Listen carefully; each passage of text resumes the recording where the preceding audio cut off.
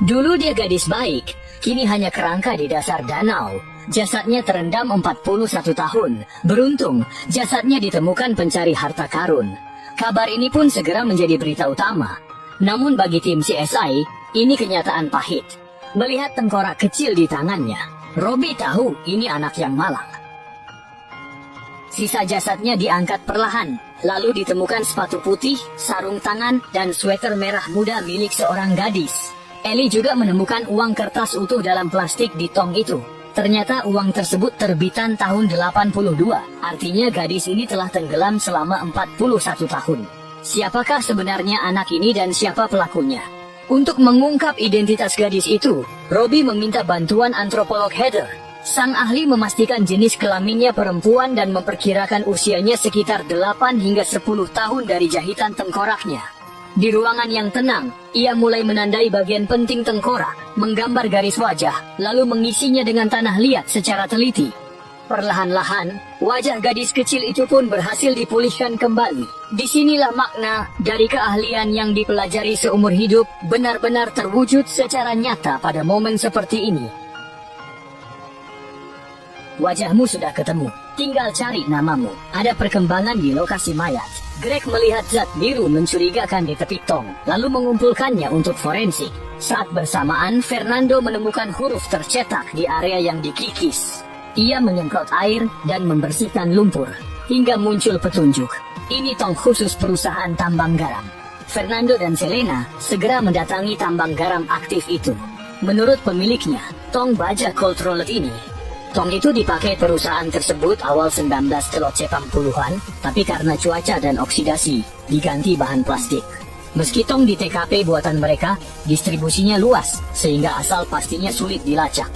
Selena tetap meminta daftar karyawan tahun 1980-an, yang nantinya terbukti berguna. Sementara itu, autopsi menunjukkan tinggi korban sekitar 130 cm. Dari jari kanan yang putus dan lubang belikat, diduga pelaku hanya menembakkan satu peluru. Diduga peluru ditembakkan jarak dekat, menembus telapak tangan lalu bahu kanan hingga tewas. Ini diperkuat temuan barang korban. Sarung tangan kanannya berlubang, membuktikan ia sempat bertahan. Berdasarkan pengalamannya, Penny menduga korban ke gereja sebelum meninggal karena memakai seragam sekolah minggu. Tebakan ini jadi kunci identitasnya. Kini, poster wajah 3D korban disebar ke gereja. Saat mulai terlupakan, tiba-tiba wanita berambut putih meraih pengumuman itu. Wanita tua yang berjalan tertatih-tatih itu pun masuk ke gedung sisa. Tak disangka, begitu ia melihat Robi, ia langsung mengeluarkan pengumuman pencarian gadis kecil itu dan mulai bertanya dengan nada menuntut. Gadis itu bukanlah mayat tanpa nama. Namanya adalah Phoebe. Hari Minggu itu, ia mengenakan sepatu kulit putih kecil dan pergi ke gereja. Dan uang $1 yang dibawanya adalah untuk membeli buku bagi adiknya. Setelah itu, wanita tua itu mengeluarkan satu foto lagi dan berkata dengan tegas, "Bayinya, Williams anakmu? Itu benar. Aku ibunya." Usai 41 tahun Rachel menemukan putrinya, tapi ia tak bisa bahagia. CSR memalsukan wajah anaknya dan memajang fotonya di mana-mana. Aksi tak masuk akal ini sangat menyakiti Rachel. Menghadapi kemarahan itu, Robi pun meminta maaf. "Tapi kalau bukan karena selebaran ini, kita tidak mungkin bisa menemukanmu secepat ini, bukan? Jangan atur perasaanku, kau tak tahu rasanya, kau tak pernah lihat jasad orang tuamu sendiri." Setahun berlalu, hanya pengalaman yang membuktikan benar atau salah. Saat itu, hati Rachel yang tegang selama 41 tahun akhirnya tenang, dan air matanya mengalir tak terbendung. Malam itu di tahun 1982, kami ditembak pemuda di jalanan. Jasadnya dibawa pelaku, sementara polisi hanya menanggapi setengah hati, tak serius mencari Flying Tigerku. Maaf atas kehilanganmu. Kesedihan dan kemarahan yang telah dipendam selama 41 tahun kembali meledak. Pada saat seperti ini, siapapun tidak berhak menghakimi kemarahannya. Namun Robi tahu hanya dengan kerjasama Rachel, kebenaran yang telah lama terkubur bisa benar-benar terungkap. Dan keadilan untuk Phoebe yang telah tiada bisa ditegakkan. Namun Rachel saat itu sudah benar-benar kehilangan kepercayaan pada polisi. Sama sekali tidak mau bekerja sama, dan langsung pergi dengan tegas. Meski begitu, para agen tetap tidak menyerah. Mereka bersikeras untuk menemukan kebenaran. Tak disangka, polisi tahun 1982 memang begitu lalai. Di berkas kasus hanya ada 2 foto lokasi kejadian saat Phoebe tertembak. Satu saksi dan sketsa saja tak cukup. Saat itu Greg menemukan petunjuk baru. Greg melihat jepit rambut Phoebe yang rusak dan menyadari sesuatu. Pelaku menembak 2 kali. Tembakan pertama meleset, yang kedua membunuhnya. Lihat lengkungan hitam di jepit ini dan luka di pelipis kanannya. Itu pasti goresan tembakan pertama. Dengan dugaan ini, agen segera membawa alat ke lokasi. Raquel menelusuri ulang lokasi, sementara Forsen memasang laser di manekin. Mereka mencoba berbagai ketinggian dan memastikan jika Phoebe berdiri di kursi, ia bisa tertembak di pelipis. Pelaku diperkirakan setinggi 1,8 meter. Meski tinggi dan jarak diketahui, kebenaran masih jauh. Lalu, Fernando melihat foto lokasi dan sadar gedung di depan belum selesai saat kejadian. Mungkin peluru pertama masih tertanam di dinding baja itu. Saat laser memastikan posisinya, usai Ellie membongkar dinding, mereka tak temukan logam. Keduanya kecewa dan merasa salah duga. Fosen teringat, akibat mengenai jepit rambut, lintasan peluru pasti berbelok. Berdasarkan belokan ke kiri, peluru pasti menyimpang ke kanan. Ellie segera membongkar sisi kanan dan benar saja, logam terdeteksi. Setelah memotong penyangga kayu, mereka akhirnya menemukan pelurunya. Di sana mereka menemukan pecahan kristal Phoebe. Mereka pikir pelakunya tertangkap, tapi pelurunya rusak parah, hingga balistik tak bisa dibandingkan. Petunjuk ini sia-sia. Lalu, kemana peluru kedua? Mengapa polisi tak menemukannya? Robbie menemukan jawabannya di rumah Raquel. Raquel sempat menolak, tapi akhirnya membuka pintu. Ini menunjukkan sang ibu sangat ingin menangkap pelakunya. Saat mendengar temuan Robbie sambil menatap tengkorak putrinya, Raquel pun menangis. Ia bercerita, "Malam itu aku dan putriku menjual perhiasan kerajinan di gereja.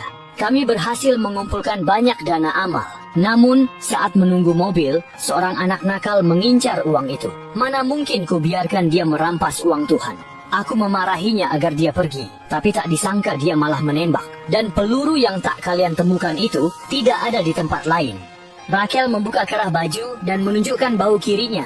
Tempat peluru menembus. Robbie sadar peluru itu masih bersarang di sana. Raquel marah karena rasa bersalah dan penyesalan. Namun, peluru ini satu-satunya petunjuk. Akankah Raquel mengeluarkannya demi dendam putrinya? Ibu manapun pasti melakukan hal yang sama. Saat di rumah sakit sebelum operasi, Raquel memohon pada Rob, "Sekarang aku tak punya siapa-siapa, sebatang kara. Jika aku tak selamat, tolong kuburkan Faye." Meski sederhana, Robbie paham maknanya. Jam kemudian, operasi usai, Raquel menyerahkan peluru penuh dendam itu ke tangan Robbie.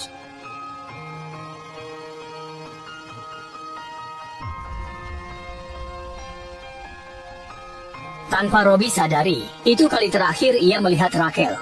Fosen segera menganalisis balistik peluru yang terjaga baik di tubuh Raquel.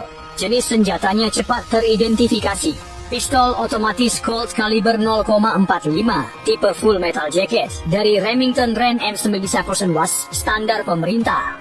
Ternyata pistol ini dipakai merampok toko miras tahun 1961. Tersangkanya Matthew punya alibi sehingga kasus tak terpecahkan. Ia wafat tahun 1973, jadi mustahil beraksi tahun 1982. Tapi dari 19 keturunannya pasti ada yang mewarisi senjata itu. Sebelum agen bergerak, Selena terkejut melihat wajah yang dikenalnya di antara mereka. Pria ini yang menemukan kerangka Phoebe di danau. Greg melihat plat nomor mobil di jaringnya. Data kendaraan memastikan mobil itu milik Jeremiah Baker. Akhirnya tertangkap, agen segera menjemputnya. Di rumahnya ditemukan pistol dengan sidik jari Baker. Uji balistik membuktikan pelurunya identik dengan yang membunuh Phoebe. "Akui saja, kamu pembunuhnya. Saat itu kamu karyawan tambang garam. Demi uang, kamu mengincar kotak milik Raquel dan putrinya. Usai membunuh, saat membuang Phoebe ke mobil, ada saksi melihatmu. Kamu tak tahu Raquel masih hidup, lalu panik membuang Phoebe ke danau.